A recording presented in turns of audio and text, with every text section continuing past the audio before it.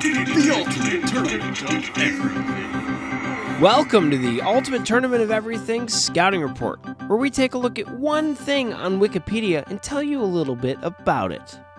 That's right. Hold on to your hats, folks, because I could just tell, I feel it in my bones, that this is going to be an exciting one, though we have not yet randomly generated the individual that we'll be investigating in this scouting report. But that's what we do here. We take a quick little look, a deep dive into one element of the infinite, and see how we believe it may or may not fare when it shows up in the round of competition on a Tuesday or a Thursday. So, Rob, why don't you randomly generate our individual of the infinite? Our randomly generated page off Wikipedia is about Richard Foltz, the Canadian scholar of American origin. Doesn't that make him an American scholar? Yeah, but apparently he really wanted to claim the Canadian bit, and I don't blame him. Maybe scholarism is kind of the opposite of dollarism, where, a Canadian dollar isn't worth quite as much as an American dollar. So I don't know how that works exactly, but this guy might, for he is a scholar, a specialist in the history of Iranian civilization, what is sometimes referred to as Greater Iran. And he's also been active in areas of environmental ethics and animal rights. Now, Foltz is a full professor in the Department of Religions and Cultures at Concordia University in Montreal, Quebec, and an affiliate professor at the Centre des Études des Religions Contemporaines, University de Sherbrooke, which I'm assuming is a French thing. He holds a PhD in Middle Eastern history from Harvard University and degrees in Persian literature and applied linguistics from the University of Utah. Prior to all of that academic smart stuff, he worked for several years in Europe as a musician, a film critic, and a travel writer. He's the author of 12 books and over 100 scholarly articles. His work has appeared in more than a dozen languages. Now, he has emphasized the role of Iranians in the spread of culture in world history, particularly in the domain of religions.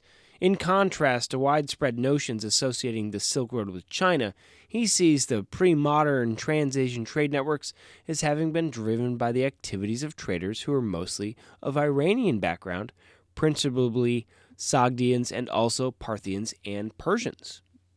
He has, moreover, argued that contrary to its mostly negative portrayals in the West today, Iranian civilization continues to occupy a foundational role in the identity of many Asian peoples, analogous to the importance of classical civilization for the West. Quote, most of the cultures of Asia identify with Iran on some level, much as Westerners do with Greece and Rome. I guess I never thought about that. I thought Greece and Rome were the Greece and Rome to everybody, but his one makes way more sense, which is probably why he has a PhD in it, and I don't have a PhD in anything. Now, apart from his work on Iranian history and civilization, he also played a formative role in the emergence of a new subfield of religious studies known as religion and ecology, having edited 3 seminal works in this area, including 2 collections devoted to Islam. While sympathetic to attempts by Hossein Nassar, Fazlun Khalid, and others to derive an environmental ethic from Islamic principles, he has questioned the environmental credentials of contemporary Muslim societies, citing fatalism and strongly pro-natalist attitudes as obstacles to the environmental ethic. He's also challenged claims by Zoroastrians, such as Farang Mehr, that Zoroastrianism is, quote, the world's original environmentalist religion, noting that its cosmic dualism is at odds with contemporary ecology, understanding which sees all species as having a vital role to play in the ecosystem. Now, he has been deeply critical of global capitalism, seconding scholars such as David Loy and Harvey Cox, who argue that the dominant faith system in the world today should properly be referred to as religion of the market. He's published groundbreaking work in a related field of religion and animals' rights, and he's author of the first scholarly book on Muslim attitudes towards animals. And then we have a list of his books, and he's got a bunch of them.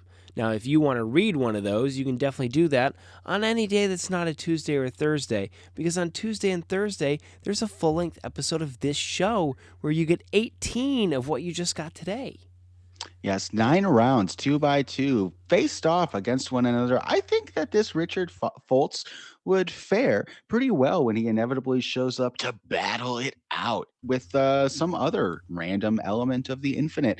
And on every other day, though, that's not a Tuesday or Thursday, we have one of these little scouting reports. I'm sure that you can find time to both listen to one of these and get in a few pages of reading, but definitely prioritize and show us some love first before you open up the book, because your ears are the pathway to your brain for sound.